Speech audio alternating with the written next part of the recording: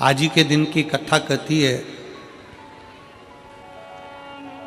कि जिंदगी में अगर कोई रोग लग गया है, जिंदगी में अगर कोई तकलीफ आ गई है, जिंदगी में अगर कोई दुख आकर खड़ा हो गया है, कोई शरीर में ऐसा रोग आ गया कि डॉक्टर भी इलाज कर रहे हैं पर दवाई भी शरीर को नहीं लग रही है,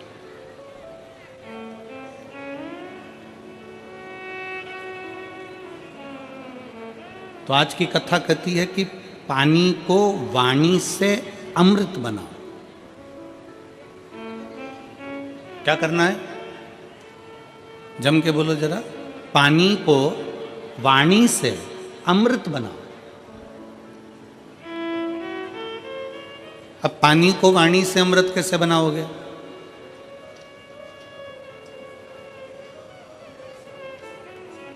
और ऐसा कोई व्यक्ति नहीं है यहां पर बैठा हुआ जो पानी से, वाणी के माध्यम से पानी को अमृत ना बना। आज आदरा की कथा कहती है, भगवान शंकर का पवित्र चरित्र कहता है, शिव महापुराण का पावन चरित्र कहता है, शिव तत्व कहता है कि अगर रोग बहुत भारी है, तकलीफ बहुत भारी है, शरीर में दवाइयाँ भी अगर असर नहीं कर रही है, तो एक पात्र में जल लिया जाता है और पंचाक्षर मंत्र नमः शिवाय या षडाक्षर मंत्र ओम नमः शिवाय या श्री शिवाय नमस्तुभ्यम जप कर उस पानी की ओर देखते रहते हैं और मंत्र का जाप करते रहते हैं। एक माला 108 मनके की जब पूरी हो जाए, उस पानी को देखते देखते 108 मन का 108 बार भगवान का नाम पूरा हो जाए, उसी पानी को फिर भगवान शंकर पर समर्पित कर दिया जाता है और उसी पानी को झेल लिया जाता है और दिन में सुबह, दोपहर और शाम 3 बार उसका आचमन किया जाता है। शरीर में दवाई लगना प्रारंभ हो जाती है और रोग का निवारण हो जाता है। इसको कहते हैं पानी को वाणी से अमृत बनाना।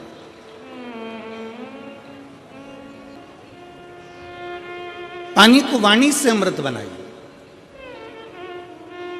सबसे सुंदर तरीका, सबसे सरल तरीका, और ये आपको भी बोलना है कि आप अमृत कैसे बना सकते हो। बीमारी है, तकलीफ है, बच्चा चिड़चिड़ा हो गया, माइंड काम नहीं कर रहा है, शरीर में रोग भरते चले जा रहा है, कटोरी में जल ले लो, पात्र में जल ले लो और पंचाक्षर मंत्र नमः शिवाय या षडाक्षर मंत्र ओम नमः शिवाय या श्री शिवाय नमस्तुभ्यम, जितनी देर आप जप करें उतनी देर तक उस जल पर आपकी दृष्टि पड़ना चाहिए। उस जल पर आपकी दृष्टि पड़े। जितनी देर तक आप जप रहे हैं, श्री शिवाय नमस्तुभ्यम कह रहे हैं, उतनी देर तक जल पर आपकी दृष्टि पड़े और फिर वही जल भगवान शंकर को समर्पित करें और वो जल लाकर सुबह, दोपहर, शाम 3 बार उसका पान करें। 3 बार क्यों?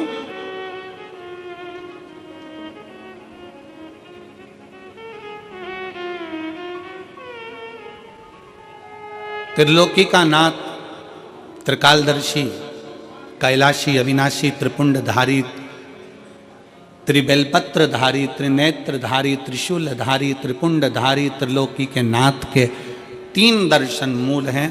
प्रातः का दर्शन जो हमें हमारे जीवन की सतमार्ग बताता है, मंगल मार्ग की ओर लेकर जाता है। दोपहर का दर्शन हमारे जीवन में हमें उलझनों से बाहर निकाल देता है और शाम का दर्शन हमें चैन की नींद सोना सिखा देता है और आनंद में रहना सिखा देता है। वो त्रिपुंडधारी को 3 दर्शन।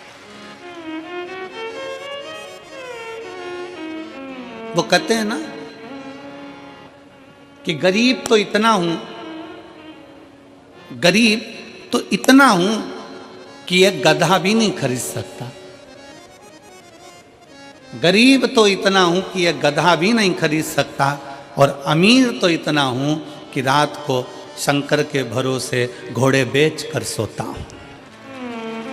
शंकर के भरोसे घोड़े बेच कर सोता हूं।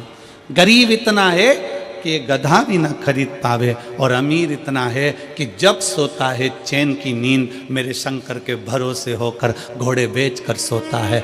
ऐसे घुर्राटे भर कर सोता है जैसे इतना बड़ा काम करके आया है, सारी जमीन जायदाद का सौदा कर कर आया, 4 फैक्ट्री का मालिक है, 8-10 दुकान चल रही है, और मालूम पड़े सवेरे उठता है फिर अपने काम में लग जाता है। बस समझ लो जिंदगी का सबसे सुखी व्यक्ति वही है जिसके कमरे में नींद की गोली नहीं है।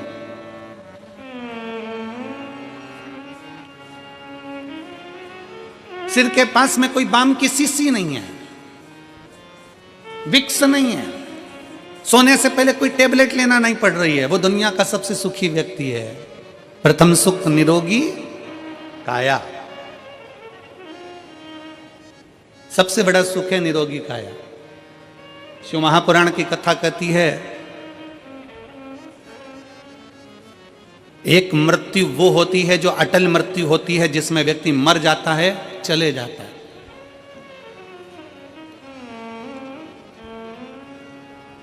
जन्म से लेकर मरने तक के बीच में व्यक्ति 100 बार और मरने की कतार पर आ जाता है।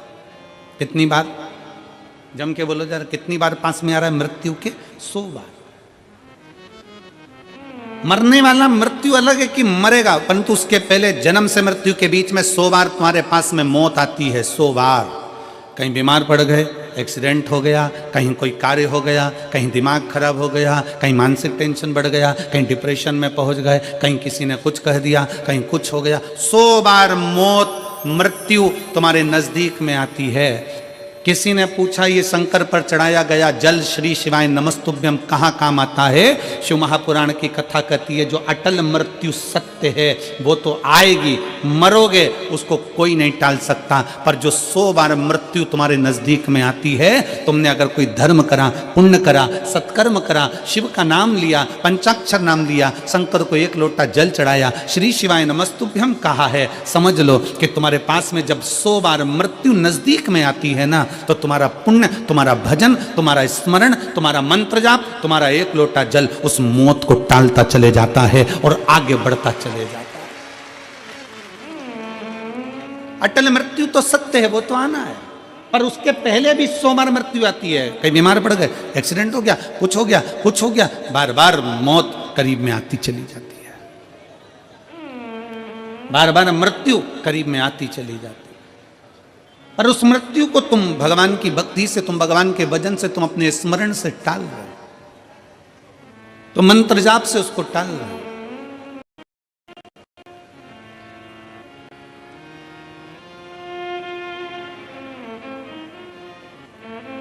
एक ऊर्जा अपने भीतर उत्पन्न करिए, एक बल अपने भीतर उत्पन्न करिए,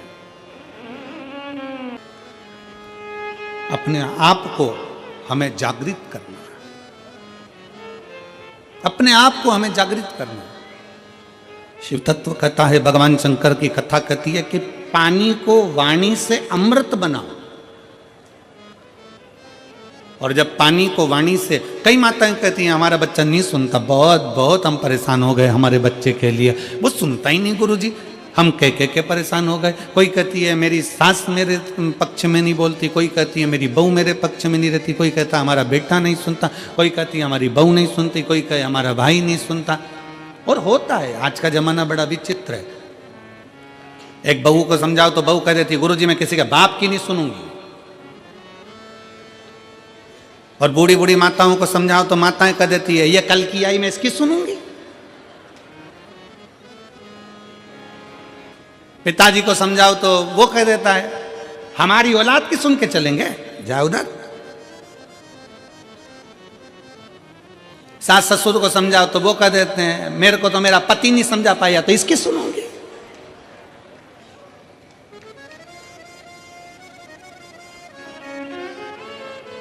कोई किसी के सुनने को तैयार नहीं है। कौन सुनेगा? सियोर वाला गुरुजी कौन सुनेगा? घर में तुम रह रहे हो, परिवार में तुम रह रहे हो, कुटुंब में तुम रह रहे हो, सबके साथ तुम रह रहे हो, तो सुनना भी तुमको पड़ेगा। बस इतना अंदाजा लगाओ कि कोई किसी को ना सुनो, पानी को वाणी से अमृत बनाओ, अमृत बनाकर शंकर को चढ़ाकर वही जल लाकर मटके में हंडे में डाल दो, सब पिएंगे, अपने आप उनके भी भीतर निर्मलता का भाव जागृत हो जाएगा, शिव तत्व आ जाएगा। शिव तत्व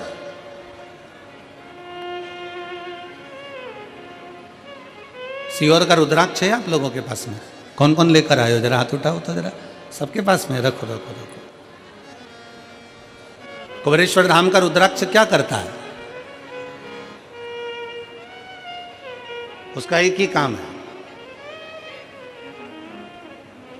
पानी को अमृत बनाने का प्रयास करता है।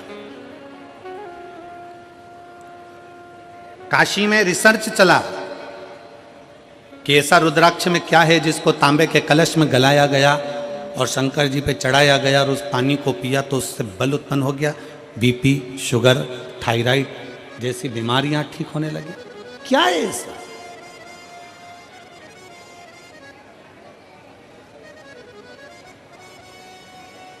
हम कहते हैं शिव महापुराण के अंतर्गत एक मुखी से लेके 14 मुखी तक रुद्राक्ष का वर्णन किया गया।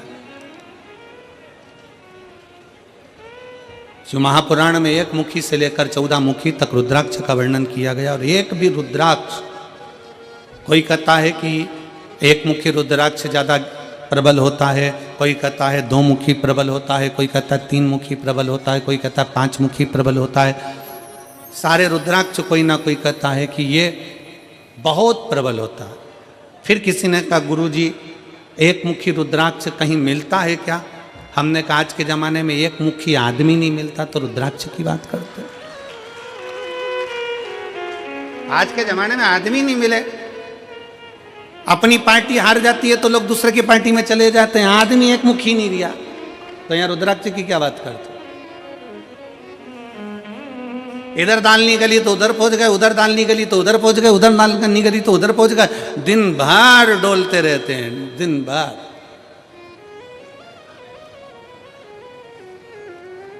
फिर किसी ने पूछा गुरुजी रुद्राक्ष कौन सा असर करेगा, कौन सा रुद्राक्ष असर करेगा? हम कौन सा रुद्राक्ष पहने जो हमारे शरीर पर असर करे? कौन सा रुद्राक्ष हमें पहनना चाहिए कि हमारे शरीर पर असर करे? हम निवेदन करेंगे रुद्राक्ष पहनो मत पहनो, पर मीठी वाणी का रुद्राक्ष अपनी जिह्वा पर रख लो, वो इतना असर करेगा कि सबको अपना बना ले, सबको अपना। वाणी ऐसी बोलिए जो मन का, जम के बोलो जरा, वाणी ऐसी बोलिए जो मन का आपा खोए। पर आज के जमाने में वाणी ऐसी बोलिए जो जम के झगड़ा होए, पर उससे मत बोलिए जो तुमसे तगड़ा होए। आज के जमाने में सबसे मूल है आपकी वाणी। वाणी की श्रेष्ठता हो तो समझ लो कि पूरी दुनिया तुम्हारी है, और वाणी की श्रेष्ठता नहीं तो दुनिया तुम्हारी अपने भी है। एक सास के पास में अंगूठी भी है, एक सास के पास में चेन भी है, एक सास के पास में जेवर भी है, एक सास के पास में दुनिया की प्रॉपर्टी भी है, एक ससुर जी के पास में सब कुछ है। सास ससुर के पास में प्रॉपर्टी है, जमीन है, बंगला है, गाड़ी है, पैसा है, धेला है, सब कुछ है। और मान लो उसकी वाणी अच्छी नहीं हो तो घर में 4 बेटे, 5 बेटे, 3 बहुएं, 4 बहुएं, 5 बहुएं, कोई उसका होगा? जम के बोलो जरा, नहीं। और अगर आपके पास में कुछ भी नहीं है, आपके पास में ना प्रॉपर्टी है, ना गाड़ी है, ना बंगला है, ना जमीन है, ना जायदाद, कुछ भी नहीं, और उसके बाद अगर आपके पास में मीठी वाणी है ना, बस मीठे शब्द है ना, तो पड़ोसी भी आकर तुम्हारी गुलामी कर कर चले जाएगा, पड़ोसी भी आएगा तो तुम्हारी सेवा कर कर चले जाएगा। बुढ़ापे का परम आभूषण है, बुढ़ापे का परम आभूषण है आपकी मीठी वाणी। बुढ़ापे का परम आभूषण है आपके मीठे शब्द।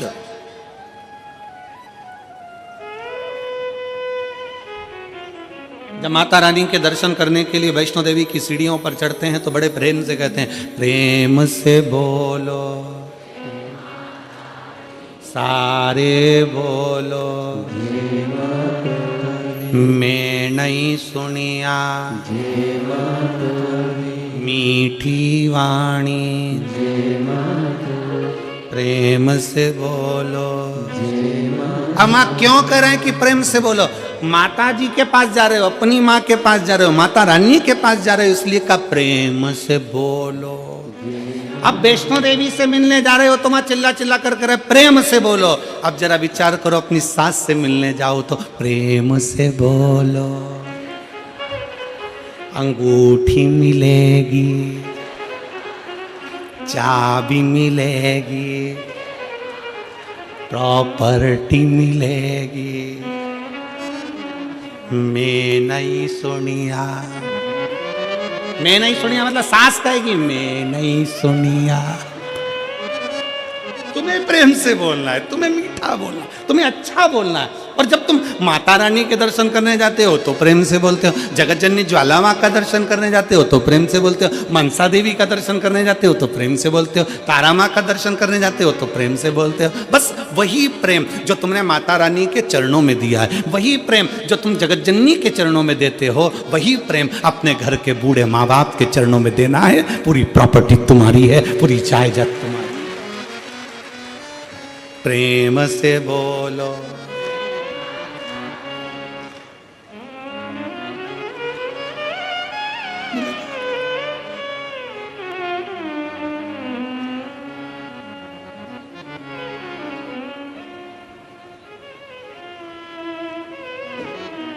बस एक मीठी वाणी,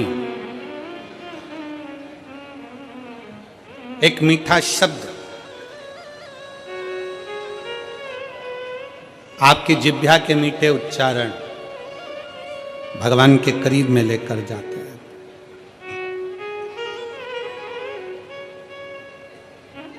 पानी को वाणी से अमृत बनाना सीखो। लोग कहते हैं गुरुजी कौन सा रुद्राक्ष? ठीक है, शिव महापुराण में 1 मुखी से लेकर 14 मुखी तक रुद्राक्ष का वर्णन है। स्कंद पुराण के अंतर्गत 1 मुखी से लेकर 21 मुखी तक रुद्राक्ष का वर्णन है। लिंग पुराण में रुद्राक्ष की महत्वता है। ये रुद्राक्ष कौन सा हमारे लिए अच्छा होगा, कौन सा रुद्राक्ष पहनना चाहिए, कौन सा रुद्राक्ष धारण करना चाहिए, शिव महापुराण की कथा कहती है जो भी रुद्राक्ष उत्पन्न हुआ वो भगवान के नेत्र अश्रु से उत्पन्न हुआ।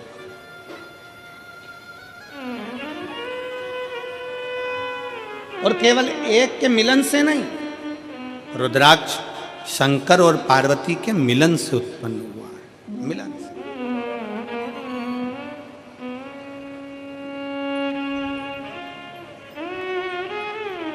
मेरे ओघड़नाथ, मेरे भोलेनाथ, मेरे शंकर, मेरे त्रिकालदर्शी, कैलाशी, अविनाशी। एलईडियाँ चालू करवाइए पीछे की एलईडी,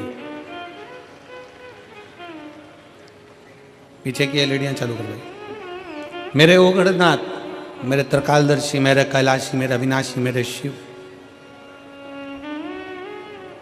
बैठ जाओ, हो रही है, बैठ जाओ, हो रही है। मेरे शंकर, मेरे ओघड़दानी, मेरे त्रिकालदर्शी, मेरे कैलाशी, मेरे अविनाशी, मेरे शंकर बैठे थे और बड़े आनंद में विराजमान थे। तभी माँ जगत जननी भगवान शंकर के पास में आती हैं और उनके नेत्रों को अपने हाथों से बंद कर लेती।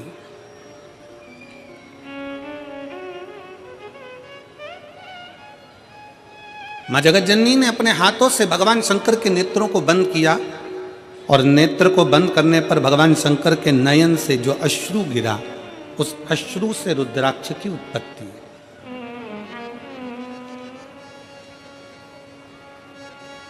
अब यहां पर यह वर्णन नहीं आया कि अश्रु से 1 मुखी रुद्राक्ष हुआ, कि अश्रु से 2 मुखी रुद्राक्ष हुआ, कि अश्रु से 3 मुखी रुद्राक्ष हुआ, कि 4 मुखी हुआ, कि 14 मुखी हुआ, कि 21 मुखी हुआ।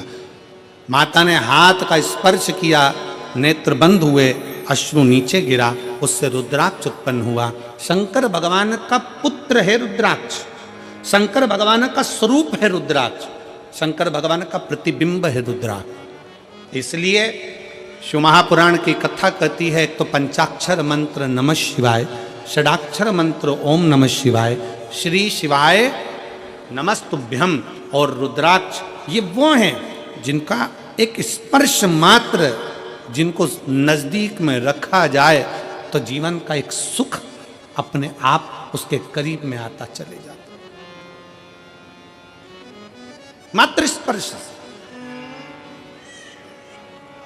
और देख लिया संसार हमने देख लिया, सब मतलब के यार हमने देख लिया, झूठे नाते झूठे रिश्ते, झूठे नाते झूठे रिश्ते, अरे झूठा है संसार हमने देख लिया, सब मतलब के यार हमने देख लिया। शिव महापुराण की कथा कहती है कि रुद्राक्ष कोई सा भी हो, 1 मुखी हो, 14 मुखी हो, 21 मुखी हो, 15 मुखी हो, 11 मुखी हो, 10 मुखी हो, 5 मुखी हो, 4 मुखी हो, पर इतना याद रखना, कोई सा भी रुद्राक्ष हो, अगर आपके गले में पड़ा हुआ है, अगर वो रुद्राक्ष आपके गले में है, चाहे स्त्री हो,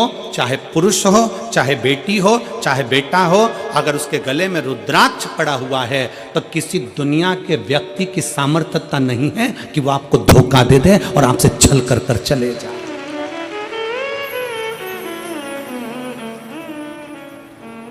किसी की सामर्थ्यता नहीं है कि वो आपके साथ में छल कर जाकर, रुद्राक्ष है।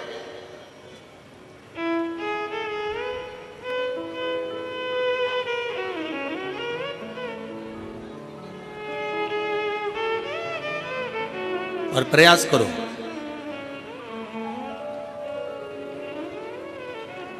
जितना समय मिलता है ना उतना समय अपने बच्चों को संस्कार देने में भी लगाया करो, थोड़ा थोड़ा समय, थोड़ा समय। तन, मन और धन, ये 3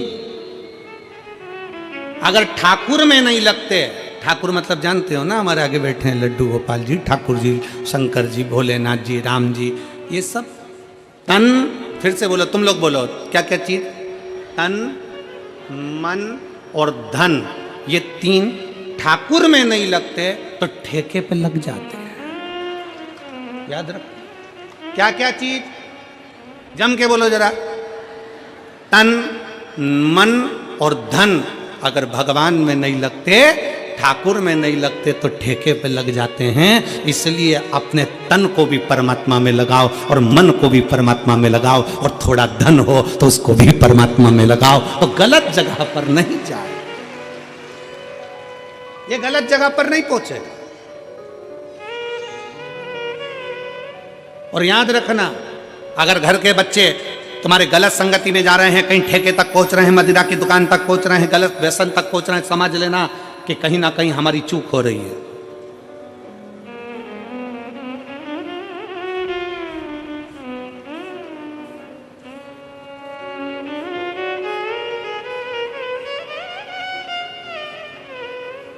कहीं ना कहीं हमारी चूक हो रही है।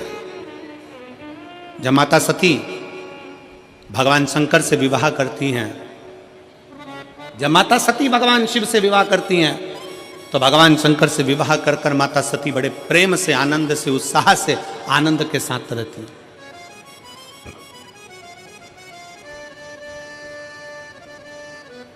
बड़ी उमंगता में माता सती रहती हैं, बड़ी उमंगता में।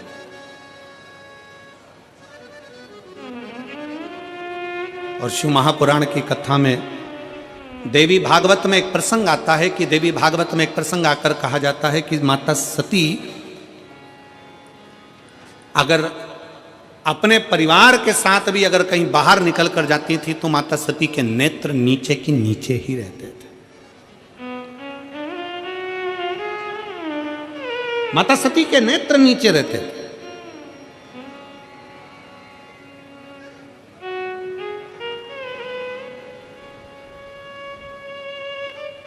होना चाहिए। बहन, बेटी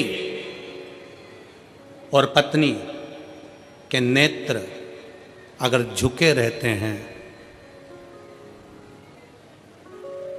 बहन, बेटी और पत्नी के नेत्र अगर झुके हैं तो उसके घर के भाई, बाप और पति का सिर कभी नहीं झुकता है। अगर बहन, बेटी और मां, पत्नी के नेत्र झुके हुए हैं, बाजार में निकल कर जा रहे हो, सभा में जा रहे हो, आपके नेत्र अगर झुके हुए हैं, बहन के नेत्र नीचे है, बेटी का नेत्र नीचे है, पत्नी का नेत्र नीचे है, तो उस घर के भाई को, उस घर के पिता को और उस घर के पति को कभी माथा नीचा नहीं करना पड़ता, छाती तान कर चलता है। उसको मालूम है मेरी बहन है, उसको मालूम है मेरी बेटी है, उसको मालूम है मेरा परिवार है, आ जाओ, उसको मालूम है कि ये मेरे अपने हैं।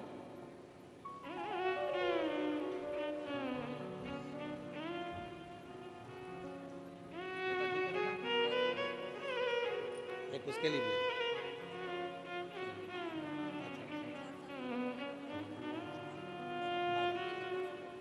वाणी वाणी सब दीदी बोल रही हैं 5 साल तक कुछ नहीं बोला और ना उसका माइंड काम करा, ना शरीर, पर बाबा की कृपा से अब बच्चा बोलने भी लगा, स्कूल जाने लगा, ट्यूशन जाने लगा और पढ़ने लगा और बहुत अच्छा हो गया। यही शिव कृपा। हर हर शिव तत्व की प्राप्ति। नेत्र झुके रहे और फिर निवेदन है इस व्यासपीठ के माध्यम से, आपकी दृष्टि अगर रहे तो श्रेष्ठ रहे। दृष्टि में भेद नहीं होना चाहिए, नयनों में भेद नहीं होना चाहिए।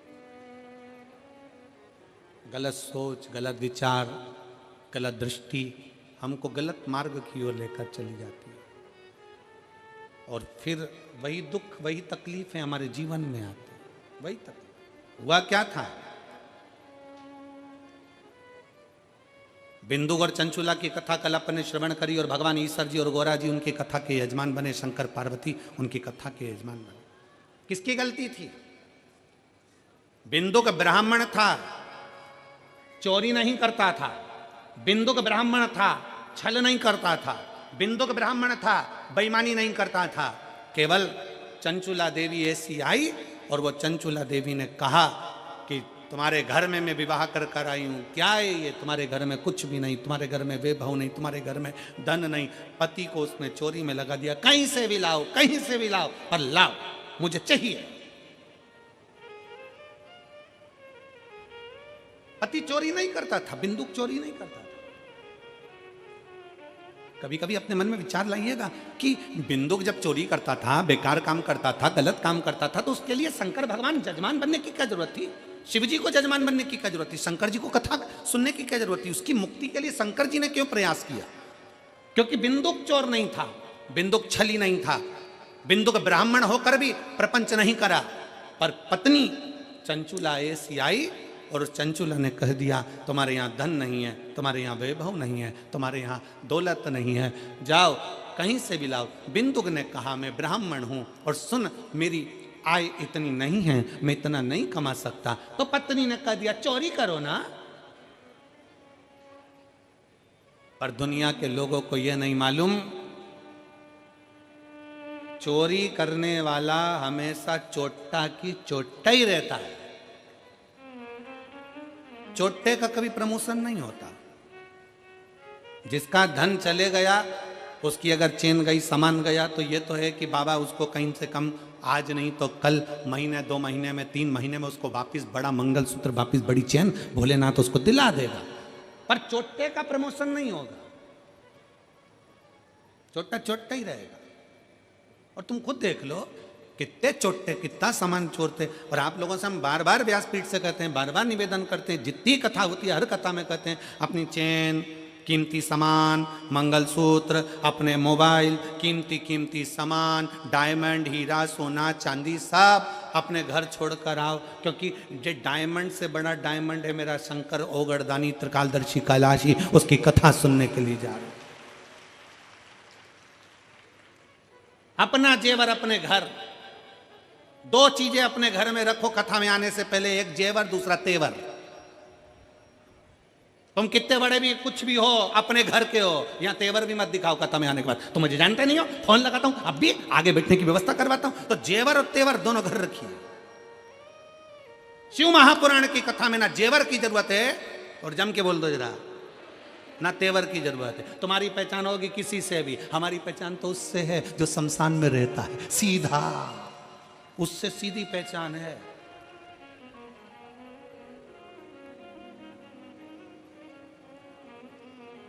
तो दोनों चीजें अपने घर पर रखो, एक जेवर भी और एक तेवर भी। शिव महापुराण में आओ ना तो दोनों चीजें छोड़ कर आओ। कितने भी सेठ हो, कितने भी पैसे वाले, कितने भी करोड़पति, कितने भी अरबपति, कितने भी धनपति, अपनी जगह पर हो गए। शंकर जी के पास जो भी जाता है ना वो एक जैसा। शमशान में कोई तुम्हारे यहाँ मेरठ में भले ऐसा होता होगा कि मरने वाले को डनलफ के गद्दे पे ले जाते होंगे, हमारे यहाँ नहीं ले जाते। हमारे यहाँ तो वही 4 बांस, 40 कंडे, 4 कंधे, उत्ते में राम नाम सत्य, सफेद और लाल कपड़ा ओढ़ा दिया, ले गए। कितना भी सेठ हो, कितना भी करोड़पति हो, कितना भी धनपति हो, कितना भी वैभवपति हो, चाहे दुनिया का कंगाल से कंगाल व्यक्ति हो, पर शंकर भगवान के दरवाजे पर शमशान में जब पहुंचेगा उसकी शान सम होगी, इसलिए उसका नाम शमशान है। वहां सबका लेवल बराबर है, कोई बड़ा नहीं, कोई छोटा नहीं, अपने घर कर हो गए। तो छोड़िए अब अपने घर पर। जितने जितने लोग कथा सुनने के लिए मेरठ में आए, या रायपुर जब कथा रहे, रायपुर में कथा रहेगी 24 तारीख से 30 तारीख तक। रायपुर में पुराना धमतरी रोड, सेज बहार, रायपुर। कथा का समय रहेगा 2 बजे से 5 बजे तक, रायपुर छत्तीसगढ़ की कथा का। 24 दिसंबर से 30 दिसंबर तक कथा चलेगी, जिसके आयोजक रहेंगे कमल जी देवांगन। तो हम तो उनसे भी कहेंगे, जो भी कथा सुनने आए अपना जेवर, अपना तेवर अपने घर छोड़ कर आओ। यहाँ तो बाबा क्यों किया, हम तो बाबा के भरोसे चलते हैं, हम तो बाबा के भरोसे चलते हैं। ये दुनिया वाले जलते हैं, ये दुनिया जलते हैं, भोले बाबा के भरोसे चलते हैं, शंभू बाबा के भरोसे चलते हैं। तो शिव महापुराण की कथा कर रही है, भगवान शंकर का चरित्र कर रहा है। कुछ आभूषण, आभूषण है मेरा शंकर, कोई आभूषण नहीं है, आभूषण मेरा शिव है, मेरा शंकर ओघड़दानी, त्रिकालदर्शी, कैलाशी, अविनाशी। नेत्र बंद करे माने, रुद्राक्ष प्रकट हुआ। रुद्राक्ष कोई साधारण नहीं, रुद्राक्ष शिव का एक अंश स्वरूप है, अंश स्वरूप।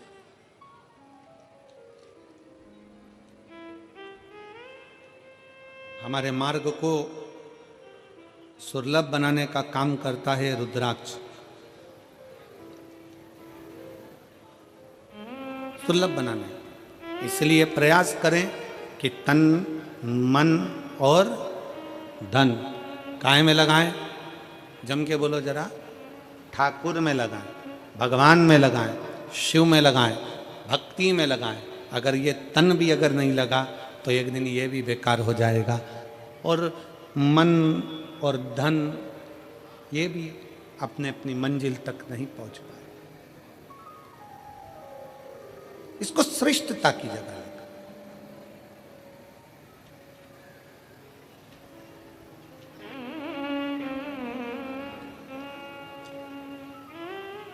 दक्ष प्रजापति ने जब माता सती का विवाह करा था भगवान शंकर के साथ में,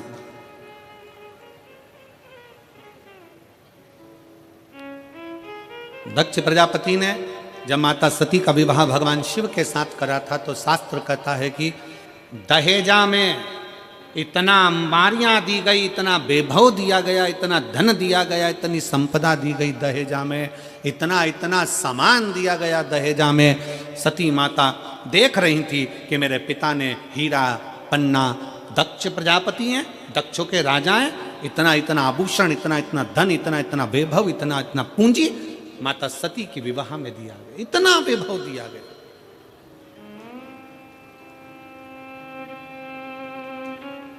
और शिव महापुराण की कथा कहती है वो सतयुग था जिसमें सती माता के कन्यादान में इतना सारा आभूषण दिया गया था, इतना सारा धन दिया गया था।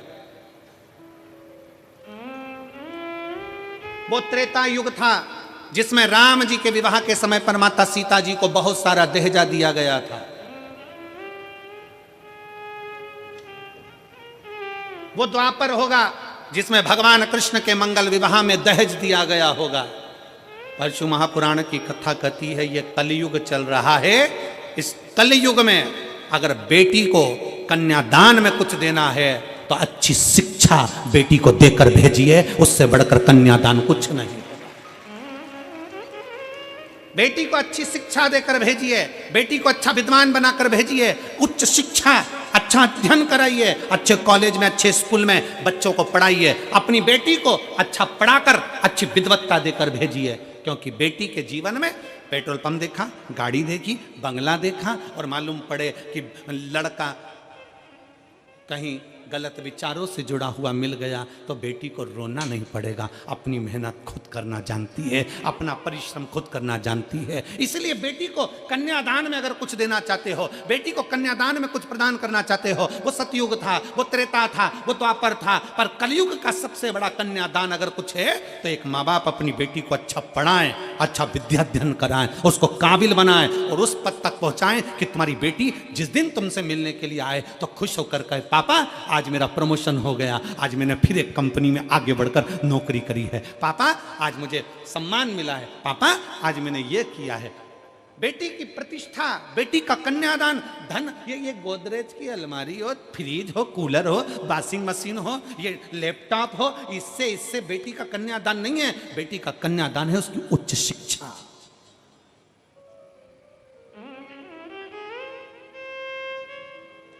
बेटी का कन्यादान है उसकी अच्छी पढ़ाई।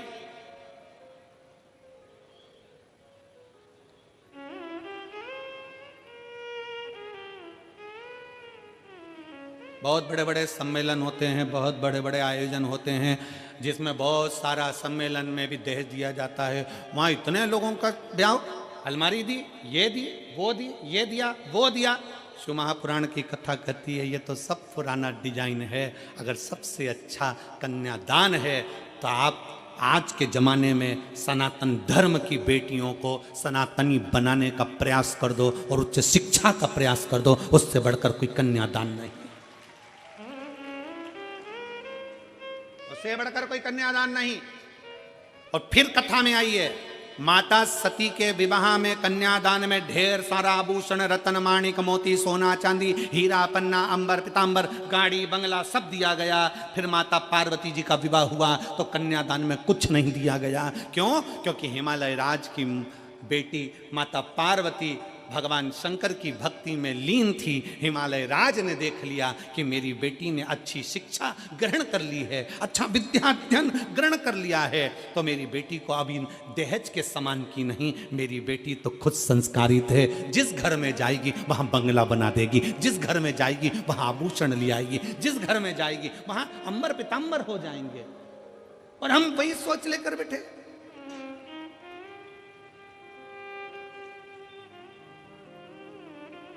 लड़का जन्म लेता है और घर के लोग जब ब्याह करने का समय आता है तो लड़के के माँ बाप भी सोचने में पड़ जाते हैं, लड़की के बाप के पास में इतना सामान है, ऐसा लगता है देगा, वो तो देगा, वो तो देगा, वो तो देगा, वो तो देगा, वो तो देगा, वो तो देगा, अंगूठी तो देगा, चेन तो देगा, घड़ी तो देगा। अरे तुम्हें सोचना चाहिए कि लड़की के बाप के पास में कितना भी सामान हो, पर मेरा लड़का इतना बोल्ड है, वो कमाकर अपनी पत्नी को देगा और हमें भी देगा। ये बोल्डता होना चाहिए।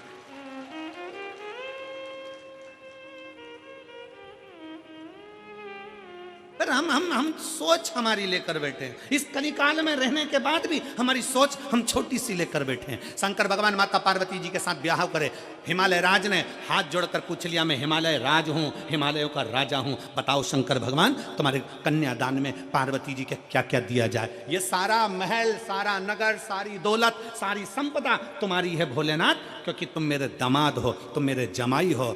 बताओ तुमको क्या दिया जाए कन्यादान में। पार्वती जी के कन्यादान में क्या दिया जाए। शंकर जी जानते थे मेरा ब्याह सती से हुआ था तो कन्यादान में बहुत मिला था, कन्यादान में बहुत मिला था, पर सती के अंदर अहंकार भी बहुत आ गया था, क्योंकि मेरे पिता ने दिया, मेरे बाप ने दिया, ये मेरा है। और वो सती माता जलकर भस्म हो गई तो शंकर भगवान ने कह दिया कन्यादान में कुछ मत देना, बस पार्वती दे दो, उसमें अगर संस्कार होंगे तो ये दौलत लंकापति रावण को सोने की लंका देने वाला भी अपने लिए महल बना सकता है। क्या करूं कन्यादान। माता सती को बार बार शंकर भगवान समझाते थे, हे सती अभिमान नहीं करना, हे सती अहंकार मत करना, पर सती कुंभज बाबा के आश्रम में कथा श्रवण करने के लिए गए, माता सती के अंदर अहंकार उत्पन्न हो गया। सती जी को लगा ये कथा वाचने वाला, ये कथा कहने वाला जब मुझको प्रणाम कर रहे हैं, कथा वाचने वाले जब मुझे प्रणाम कर रहे हैं, तो ये तो मेरे आगे फिर छोटे। कथा वाचने वाला जब व्यासपीठ पर बैठता है तो आप सबको नमन करता, प्रणाम करता है। बोलो करता है कि नहीं करता। हम भी आते हैं, आपको प्रणाम करते हैं, नमन करते हैं। क्यों करते हैं? क्योंकि कथा वाचने वाला बड़ा नहीं है, कथा सुनने वाला बड़ा। कथा वाचने वाला कभी बड़ा नहीं हो सकता, कथा सुनने वाला बड़ा। और वैसे भी सुनने वाले जितने हैं वो सब जमीन पर बैठते हैं। जमीन पर बैठते हैं तो जिनके पास जमीन होती है लोग उनको जमींदार कहते हैं। तो तुम सब जमींदार हो। कथा वाचने वाला तो चार पाए की चौकी पर बैठा है, जमीन पर बैठे तो जमींदार, चौकी पर बैठे तो चौकीदार। अब तुम जमींदार हो, तुम्हारी मर्जी पड़ी तो बैठे, नहीं तो उठ के चल दिए। तुम जमींदार हो, तुम्हारा मन पड़ा तो पानी की बोतल निकाली पी गए। जमींदार हो तुम, तो जमीन पे बैठे हो बड़े आनंद से। जमींदार हो, तुम्हारा मन पड़ा तो चाय कूड़ ली, निपटा लिया। जमींदार हो तुम, तो जेब में से निकाल के मल भी लेते हो।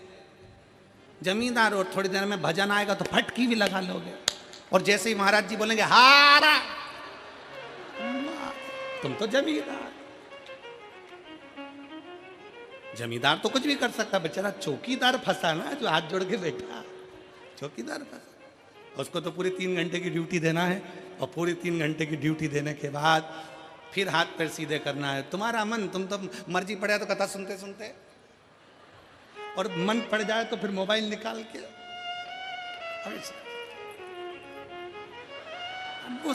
सेल्फी समाउने। और तो जमींदार हो, जमींदार तो कुछ भी कर सकता। बात तो चौकीदार की अड़ी है, बात चौकीदार की। और आज के जमाने में चौकीदार की बड़ी टेंशन है। पूरा भारत हिला पड़ा चौकीदार के चक्कर में। सती माता के विवाह में बहुत सारा दहेजा दिया गया, पर पार्वती माता के दहेजा नहीं।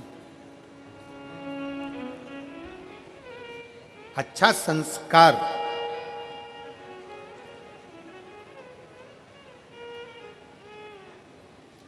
जिस गांव में पानी की कमी होती है वहाँ की फसल बिगड़ जाती है, और जिस घर में संस्कारों की कमी होती है वहाँ की नस्ल बिगड़ जाती है। संस्कारों की कमी मत आने दो।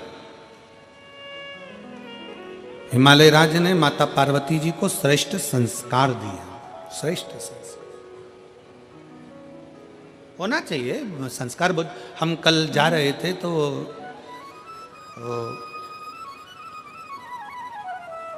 संदीप गोयल जी के बेटे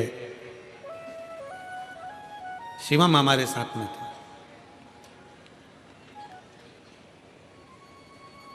तो हमने शिवम से पूछा, क्यों बाबू कितने भाई हो? कहे गुरुजी 2। एक कारण एक सीधा। हमने कहा ठीक। फिर गाड़ी चलाते चलाते हमने पूछा, दोनों की शादी हो गई? कहा हो।